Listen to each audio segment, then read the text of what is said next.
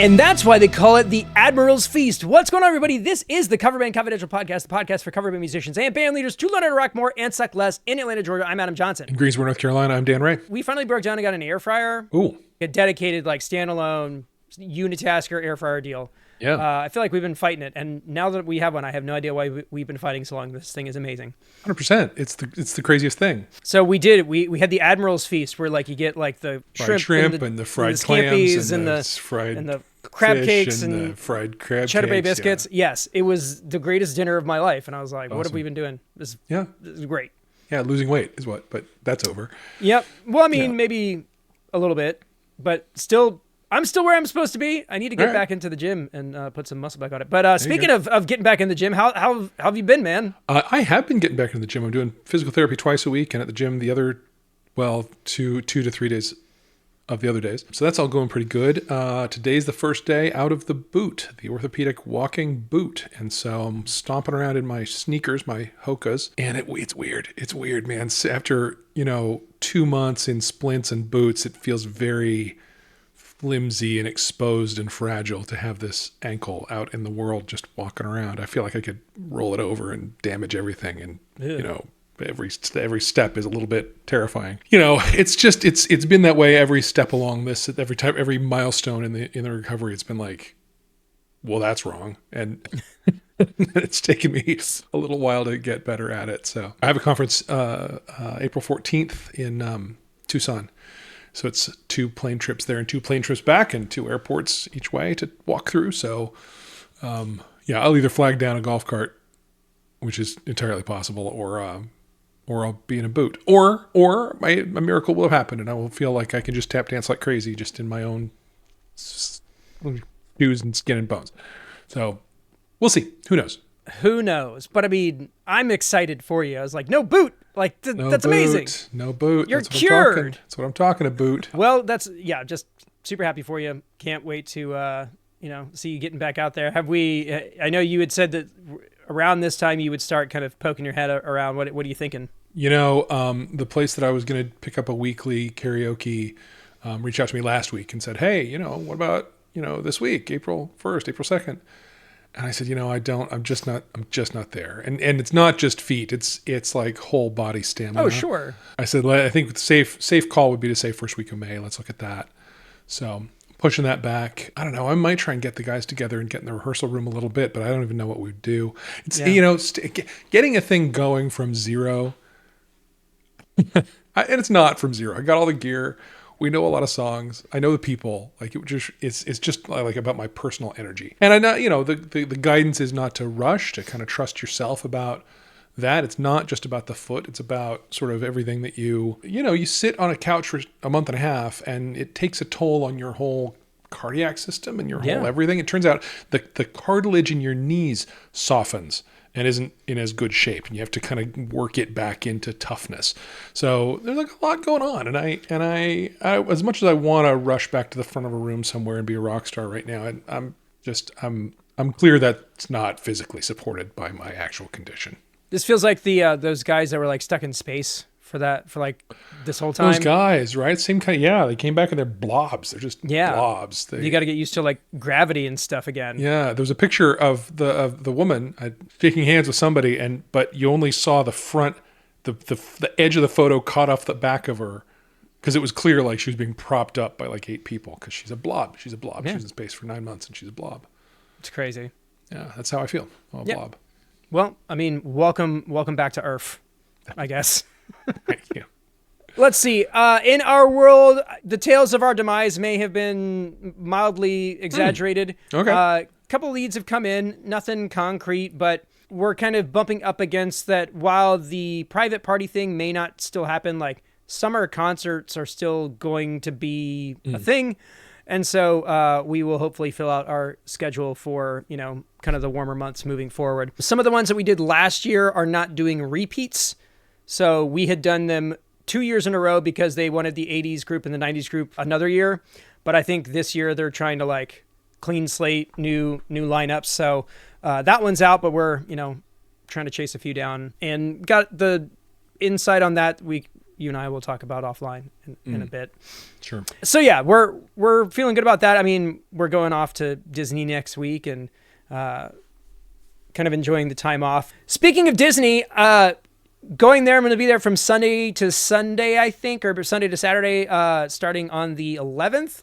So if you are a working musician who works at the parks or Disney adjacent, I don't know how much time I'd have to like hang out or speak, whatever, but hit us up. Hit me up specifically, coveringconfidential@gmail.com. I would love to like pick your brain or get any information because I'm still kind of fascinated with the way that all of this works. Yeah. Yeah. I've seen some really, really great bands there just playing on that stage at Disney Springs or. Yep. Yeah. Yeah. There are like 3 or 4 stages at Disney Springs that are pretty cool. And an acoustic stage, I think. There's a lot of opportunity there. Like, is it just like one agency that's running this whole operation? And yeah. Is it Disney themselves booking? Who knows? Yeah. Anything that you can provide to like get a peek behind that curtain, we would love to know about. What I have been doing is just messing around with gear and stuff.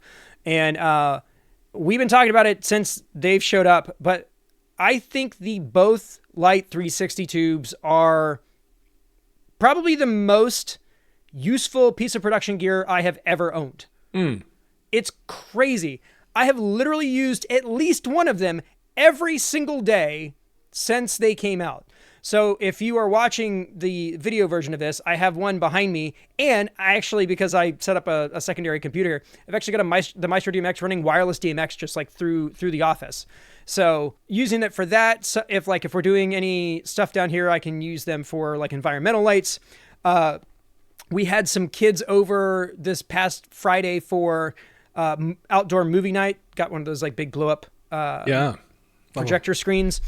And they wanted to watch Star Wars. So, of course, I put them out and put them in red and blue, like the lightsabers, and just like the instant vibes. And I feel the same way about these as I did about the Maestro DMX when I got it. We're just like, this is just, I want to do this. I want to do so many things with it. And it's just, Yep. So this is technically a short-term trial, and I'm supposed to return them. That's not happening. And I think they know that. They're like, sure, we'll send these to you. Yeah. But you have to bring them back once you... Yeah. That's not happening. No, listen, it kills me that I had only one show with them before I went under the knife. Like they were so cool and so easy to set up and deal with and transport, and for the price, it is ridiculous what they can do. Yeah. The script for that official like product review video is in progress, and I'm having to kind of like just dial it back a bit because it feels too much. Like, you know, when you get into a conversation with somebody about a particular topic and you realize about halfway through that you care about it way more than they do. Yeah. Or vice versa. Like it's uncomfortable for both sides of it, but that's kind of what I'm feeling about the both lights right now. Okay. Well, good. That I don't want to necessarily put one out too early because I might scare people away. But they rip, and I love them. Yeah. Yeah. And if you use discount for CBC, you can get them 5% off. Love it. Yeah. So stoked about that. And kind of in that vein, because we've got a little less, gig stuff going on, I've kind of got this backlog of product reviews that I've got to kind of work through before things pick up. So both 360 tubes definitely on the list. Request Now, which was a service that I mentioned a couple of months ago that we were using for live band karaoke. I've had some conversations with the president of the company, kind of talking them into doing a light version, and that has just launched. And I had every intention of using that with the gym gig that I did last week, and no one used it, so I didn't really get a chance to. Well, but they're busy lifting stuff. Sure, and the thing about the light version is that it works just as well. It's got a few less bells and whistles, but like the stuff that you really need is all there, and it's $7 a month, which I think is totally reasonable. I'm not quite ready to give it my full-throated endorsement, but I was able to set it up really easily. You've got a dedicated phone number. I was able to plug that into my existing systems with like the signage and stuff that I have. It all worked really, really well. The new set list manager that they've got going on is fantastic. So if you're in the market, this isn't sponsored. We don't have any sort of deal with them, but If you're in the market for some sort of online instant request platform, I'd say give them a gander, and hopefully get something out, kind of full endorsement soon. A couple other ones. There's this company that makes an app called Songmaster, which is an AI assisted transcription kind of practicing suite. I got a free license of the pro level application. I haven't really had a chance to run it through its paces because I haven't shed very much, but preliminary stuff is very promising. It looks really, really good. The note and chord, like intelligent reading stuff, very impressive. Can't wait to really dig into that and let you guys see what it's all about. And then finally, this is the one I'm very excited about because this is a NAMM thing that is coming to fruition. Seymour Duncan did reach out. Contracts are signed. We're going to do a product review for Seymour Duncan for something that I think that a lot of our listeners would be into, which is the power stage stuff. In those occasions where you've got to push some air and you don't want to necessarily ditch your modeler, like this whole line that they previewed some of the newer ones at NAMM, and I think the 170 is the one that I'm going to get a chance to get my hands on, but very excited to give that a shot and maybe do some gigs with an amp for kicks, Yeah. So yeah, that's what's going on as far as like internal behind the scenes stuff. There was one other thing, I feel like we just celebrated 850,000 views on YouTube. We're already up to 875. I got that, Boom. I mean, we're just moving. Mic drop. Yep. So yeah, I mean, things are great. And just keeping the good vibes rolling, I guess. Love it. And we've got a review. This one came from one of our patrons. This one actually came in the day after we did the original ask, but I liked Jeff's endorsement last week so much that I wanted to make sure he got top billing because it was a good one. But this one is from Jason Adler, who plays in After 7 Tucson's been a just irreplaceable member of the Patreon community. Champion. Always in there just dropping gems for everybody. Yeah. So Yeah. he emailed us the day after the episode and said, listening to the pod as I'm cleaning the firehouse, because he's a fireman. Yeah. You asked for reviews and this popped in my head. It's a haiku. Cover bin confid. Because, you got to get the Cover band can syllables fit. right. Sure. 5. Yeah. Good music, biz tips and tricks. Rock more and suck less. Yeah. Yeah. Pretty good. Yeah. It's pretty good. So big thanks to Jason. If you are ever in the Tucson, Arizona area, you should go check out After 7. Our listener base is so talented. Like they're even they're putting our whatever this is into, ancient art forms. Yeah. Yeah. Pretty incredible. Yeah.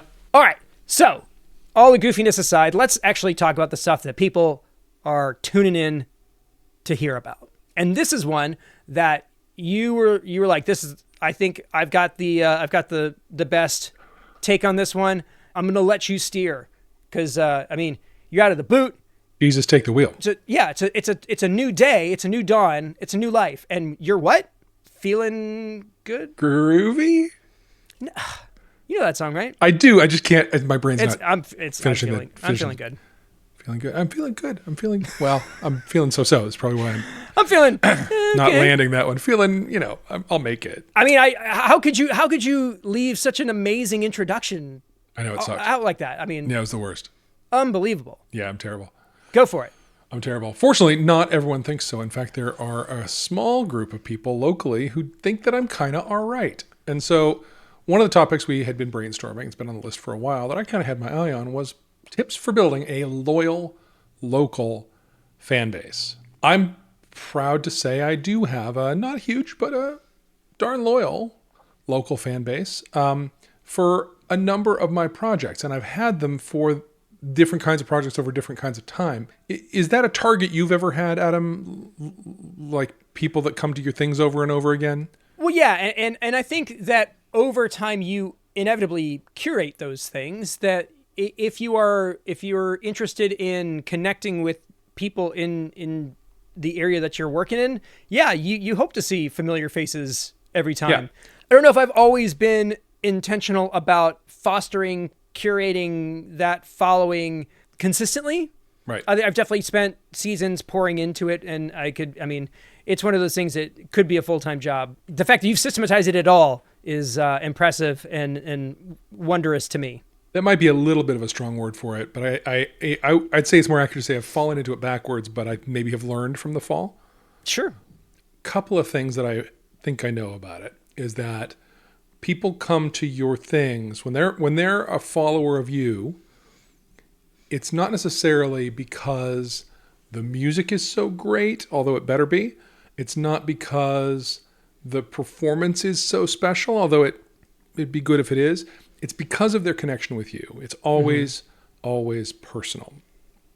So my current project has a number of people who just come to all of our things. They tend to be, actually, I'm not really the driver of that. My drummer, Charlie, always has a table or two or three, pretty much every time. He's a strong inviter and a strong leader, and he has always had, a cadre of people who now I know, and, we say hi to him on the way in and whatnot.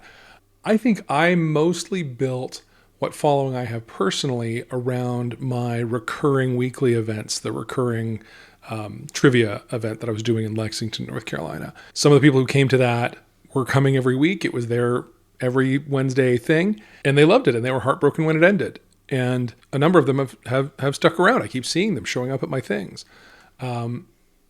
My most loyal following, I'm going to call her a follower. It's weird for me to say that I have fans. And I say that out loud in the show. Like, I'm just a guy. What do I need with fans? But I do have some people who call themselves that. I want to circle back to that, but keep going. Okay. All right. There is like a bit of a humble brag embedded in that. I will confess. I was playing one of my early acoustic gigs, one of my very first ones I ever did here in town. And there was a woman sitting there wearing a Grateful Dead shirt, tie-dyed Grateful Dead shirt. And it wasn't it was like early evening, it was like a 6 to 9 show, and it was at about 6:45. I saw her sitting there, and I played Scarlet Begonias. And she grooved to it and vibed to it. And then the next thing I did, I played Wish You Were Here. Just seemed right for the sound. And she was into it. She was super into it. And then she came to the next show that I played and the one after that. And her name's Diane. I didn't meet her in person. Like she was there. She was actually pre-gaming a Grateful Dead tribute act that was playing across town here at this bar that we were at. So she was, just caught me incidentally, but she has become one of the people who, like, if I'm playing music and Diane's not in the room, I kind of don't know who I am. Like her reaction and her interaction with me and my performing is so enlivening to me as a performer. And it's, we're now friends. Like we hang out. Our kids know each other. It's now more than just music where a relationship lives. She's a big tie-dyer. She does tie-dye. She's like a tie-dye artist. Mm-hmm. And her tie-dyeing artist name is Tie Diane. Nice. Which is pretty good. And then two of the people who were at the recurring thing in Lexington, Christy and Rebecca, and their partners and some circle of friends around them, are now the same level of regulars. They come to absolutely everything. Yeah. How did I accomplish that? Well, I was personally available in my performance. I wasn't like hiding behind anything, and I was connecting with them as I performed. When I saw them again, I went out of my way to say hi to them, even if I hadn't heard their name yet. I recognized their faces. I'm bad with names. I'm really good with faces. Yeah. So I'll recognize somebody if I've seen them before, and like, hey, great to see you again. Sorry, tell me your name. But if you do that, if you go out of your way and make that connection, it fosters something, right?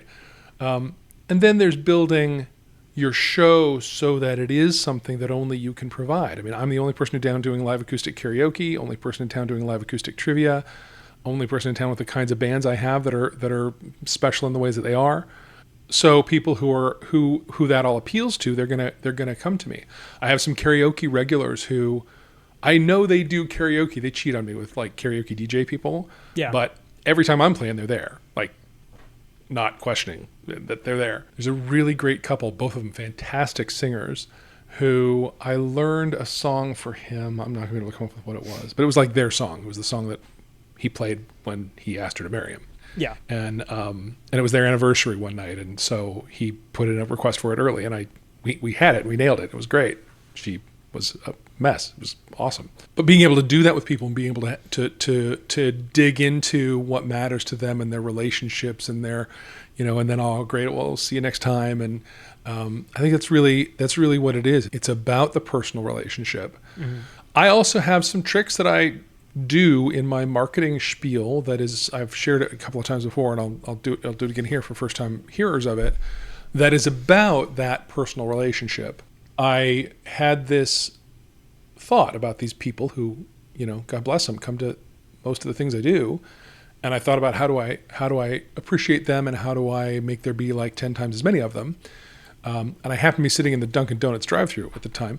And I realized what I need is a punch card. I need like a loyalty card. And so I did. I made a business card designed with a photo of me on one side and on the other side 8 little circles. And I bought a rubber stamp, self-inking stamp that is roughly my logo, star with a mic in the middle of it. And what it is, the Dan Ray Music Special Besties Club. And if you get this card stamped 8 times, you win a special piece of Dan Ray merch that's not available anywhere else. It has been a pint glass. I'm almost out of them now, so I'm going to need to figure out what the next thing is going to be. But so Diane now has like 6 of those pint glasses. Wow. And Christy has, I think, 4. And, other people have certain numbers of them. But that did build a certain, like I'd finish a show and like there'd be 12 people coming up to me for their stamps. I was like, wow, that's awesome. All right, well, that's good. That's good. I like that. And even if I never see them again, they've left with like a thing and a stamp on it and this QR code and this guy. They have a story that they can tell their friends and themselves about this fun night they had and have a way to get in touch with me or find out what I'm doing. So it's a piece of takeaway souvenir. It's not even merch. It's just a little souvenir. Yeah. It's got my marketing promotional material. There you go. So that's that. I invite you to steal that. Feel free. Make yourself a special besties club. But even that, it's all going to be about how you interact with them as a person. It's going to be about being someone they want to be friends with. In a previous project, my co-frontman was the most charismatic human being on the entire planet. And we had people show up to our shows repeatedly just because he had some moment of connection with them and they felt a friendship and it pulled to them. And we built a pretty solid turnout, literally on the strength of like 30 seconds with him was a powerful experience. Wow. That's not something I think anyone can replicate. If I knew a way to have those kind of interpersonal chops, I'd be a billionaire cult leader or something. I mean, certainly there's probably some stuff that like you saw him do that you picked up on. Like, yeah, he was always more interested in you. It always seemed like he was glad to be getting to meet you. Mm-hmm. It was always about like how cool you are. And genuinely, I mean, there's nothing put on about it. It was absolutely sincere. Never too busy. Never, sorry, I got to wrap these cables. And for those of us who are wrapping the cables, sometimes that was a pain in the ass because like, stop schmoozing, man. Like I want to get out of here, right? But it was valuable schmoozing because he was causing the turnout for our next show. Yeah, I'd say that's my biggest takeaway from him is like be genuinely engaged and genuinely interested, and got him in trouble sometimes, but for the most part that worked for him. The thing that I think a lot of us do though is we try to be interesting in this very like passive way so that we are pursued, but then we also don't necessarily have the great follow through and social, adeptness to foster that in the right way. And I still struggle with that post gig, like, hi, nice to meet you thing. And it's one of the things that I am like the most annoyed with about myself is when people say that I appear or put off that I am unapproachable. Like, I don't like that. I don't want to be unapproachable. I want to be approachable. It's just, this weird adaptation I had to come up with to, not be vulnerable at some point in my life. Protect yourself from something. But now I'm in my 40s and I need people more now than ever. That's right. And I don't have the juice, and I'm working on it. Yeah. So on the note that I wanted to circle back on, you had this moment where you wanted to say the F word and you kind of tensed up and you didn't want to say it because the idea that you had fans was so strange and uncomfortable to you. And I only brought this up because a couple of weeks ago, one of the dudes that listens to the show and keeps up, his name's Derek Flores. He's in Texas, and he made a video on TikTok about musicians stop calling the people who come to your shows fans. It's embarrassing. And I kind of stitched that video and was like, hey, do you think that this may be just some like self-defeating like mindset that's keeping you from accepting the fact that other people are fans of what you do? Yeah. And he was like, oh crap. Maybe. And I do feel like it's okay to say that you have fans. I mean, at this point, we have a following online. Like, there are people who appreciate our output, but do not know us personally. Right. That classification means that they are a fan and not a friend. Now, some of the folks who listen to the show are now our friends because of, outside the show stuff. Yep. But I think that's just it's a limiting mindset. It's something that you can just it's okay to do that. And even if they become your friends, that's okay too. Ultimately, that's what you're hoping for, is that you foster enough of a relationship with, people who support you that they become a part of, your circle of support. So the fan to friend pipeline is a good thing. To friend pipeline. So chill out about that is what you're saying. Actually, all three of those women refer to themselves as my groupies, which is I'm a little bit alarmed. You can push that one back a little bit. That's fair. Yeah. As a married man, you could say that. Yeah, I do. But yes, it's a good point. How do you foster fans? How do you fan the flames of friends into fans? Yeah, if there are people that come to your show that don't know your kids' names, that's really the way that you kind of separate the two. That's kind of the way I classify it. Yeah, that's and fine. It's okay for those people to just be fans, because there's something about that dynamic that a lot of people appreciate. There are people who just appreciate music, and they find a lane of folks that they really dig, and they go to all of their shows, and it doesn't go beyond that, and that's okay too. There's all these different dynamics that you kind of have to interact with, and I think it's also okay to not feel like you can put up boundaries around certain things with certain people, and so the whole fandom thing to me is it is kind of hard to wrap your head around, but it is happening. That those people exist, sure. And you can call them whatever you want to, but they are fans of yours. Yeah. And ultimately, we're trying to build a fan base. The episode is not called Tips for Building a Local Friend Base, though that would probably be a much more successful show. Maybe. I think more people might tune in. Broader audience for it, yeah. How do I make friends? Listen. I mean, that's the question these days. Ask open-ended questions. Yeah. Follow up. Yeah. Remember key details. I'm reading a book about how to be better at social interactions. This lady that shows up on my TikTok, Vanessa something or other. Let me look that up, because it is a good book. Vanessa Van Edwards. Right. So she's got a bunch of stuff. She's got a YouTube channel primarily, but she wrote this book about just how to be memorable in social interactions, and tips and tricks on how to read people and that kind of thing. It is it's thick, data wise, because everything is super analytical and empirical data out the wazoo, but Sources it's delivered cited. But it's delivered a really, really delicious little package. And so if you can do the work, I think it could be super effective. And you also What's just have to be What's the name of the book? There's two of them. There's Captivate, and then there's another one.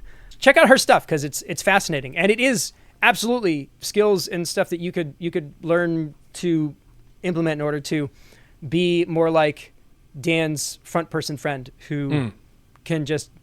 I mean, the whole idea is to basically just be an endorphin factory. You just are just filling these people with feel good, brain chemicals by showing interest in asking the right questions and all of that stuff. That's the whole point of it. And it doesn't. And then have the trick to be is fake. to not have that be a manipulation. Right. It's not even that. I think it's just again, a lot of us don't necessarily have the soft skills to do that, even though that's ultimately what we want.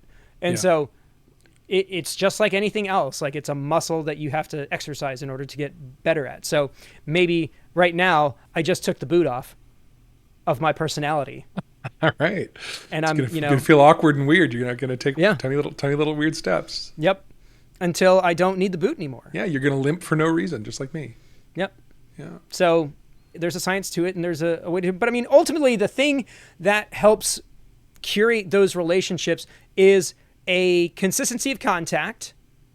Ultimately, like, find a way to reach the people that want to keep up with what you've got going on. Yep.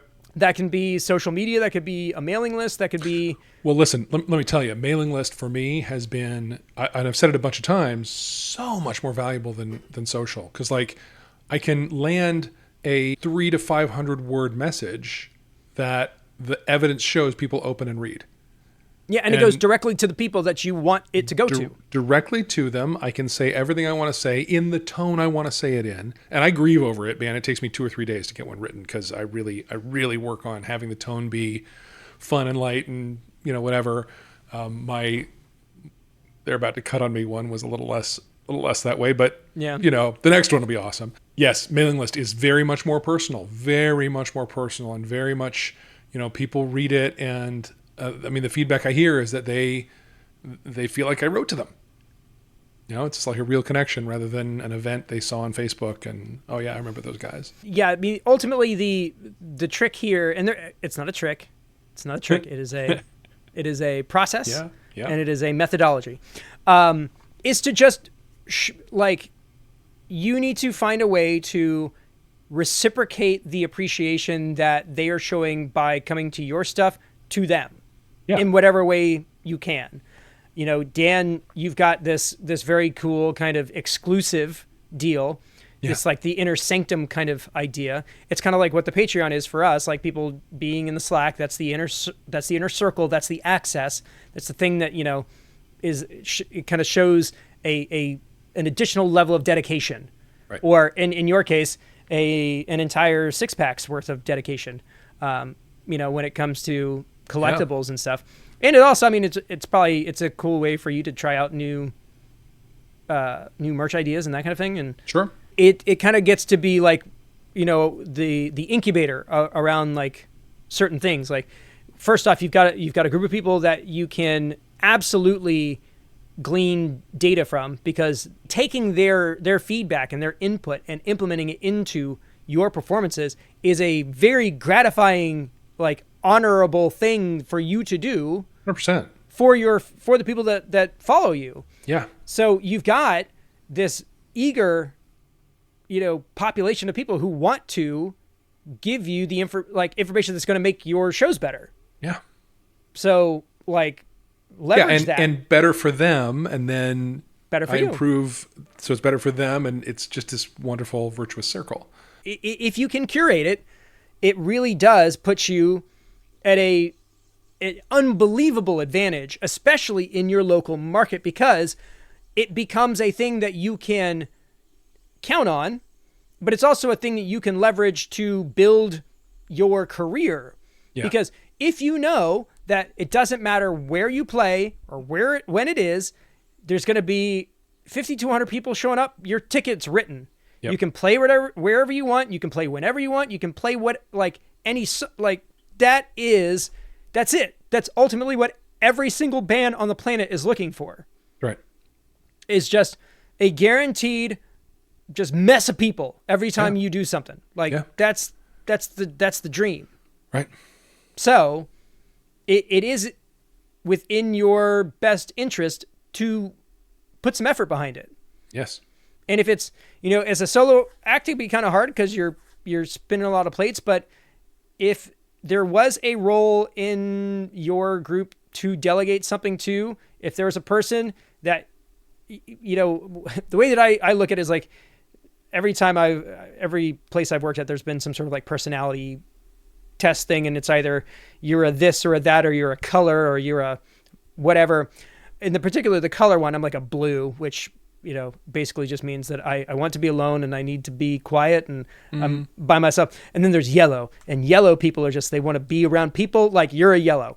So it's in my best interest for like members only to take one of our yellow members, which we absolutely have one. Jeff is our bass player, is the yellowest person in our group by a long shot. Every time I send him out to do front facing stuff, or if he advances a site, talks with clients, like they absolutely love him because he is fantastic. That is an incredible skill set that he has.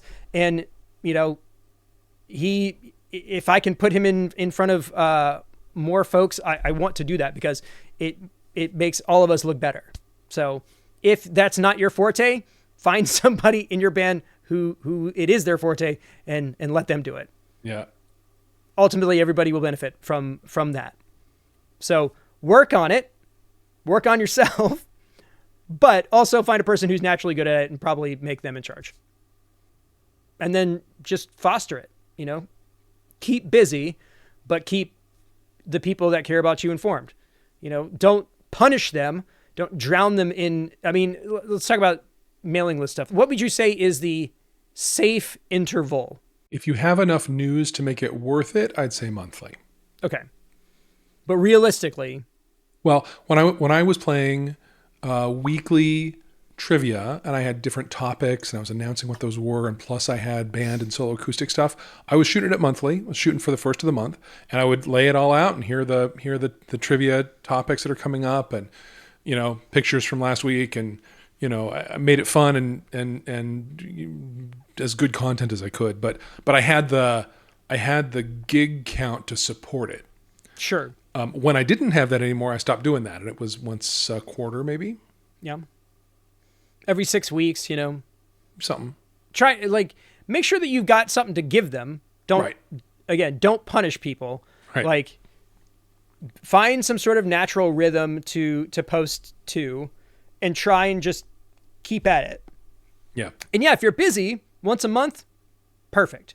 It allows people who, may not have the ability to go to everything, be able to pick and choose the things so that they can maximize the amount of times they get to see you and, all that stuff. Yeah. So make sure it's informative, make sure it's inclusive, make sure it feels valuable, because if it doesn't, then you're just spam like everything else. Yeah. What are you doing? And that's ultimately what you want to avoid. So this is awesome. Yeah. I think I learned something.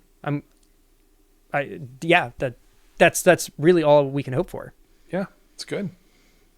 Did you learn anything? Are we completely off the mark? Let us know. coverbandconfidential@gmail.com.